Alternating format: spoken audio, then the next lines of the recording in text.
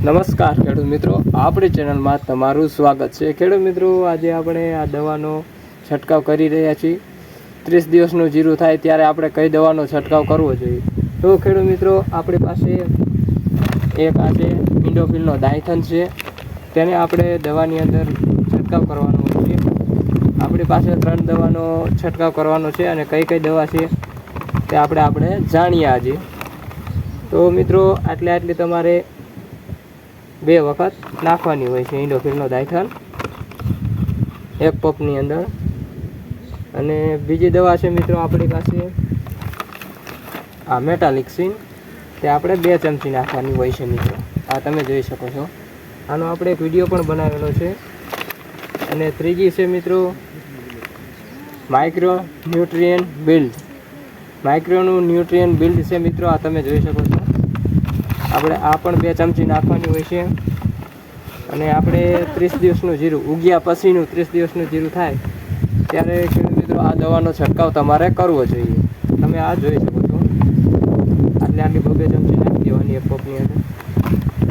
અને એક ખેડૂત મિત્રો આ છે મેટાલિક્સિન, આ તમે જોઈ શકો છો।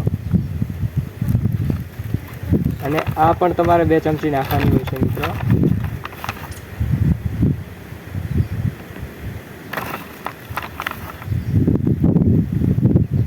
આટલી દવાનો છંટકાવ કર્યા બાદ ખેડૂત મિત્રો આપણે જીરાની અંદર છંટકાવ કરવાનો હોય છે।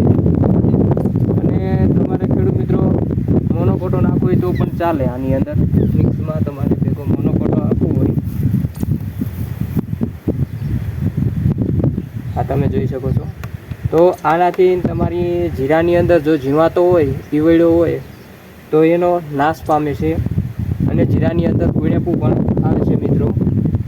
તો આપણે ભેગો અત્યારે નાખતા નથી, કારણ કે આપણી પાસે જીરાની અંદર કુણેપ પણ છે અને ઈયળોનું પ્રમાણ પણ નથી।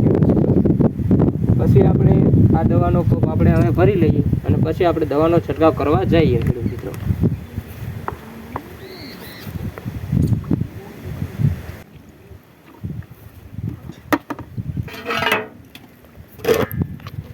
તો ખેડૂત મિત્રો, સારી પેટ દવાનો કોપ હલાવ્યા બાદ આપણે હવે દવાનો છંટકાવ કરવા જઈ રહ્યા છીએ।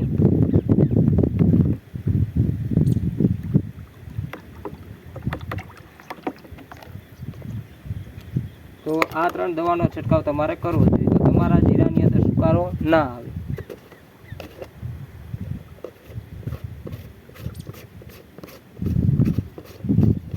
તો ચાલો આપણે મિત્રો જીરાની અંદર જઈએ દવાનો છંટકાવ કરવા।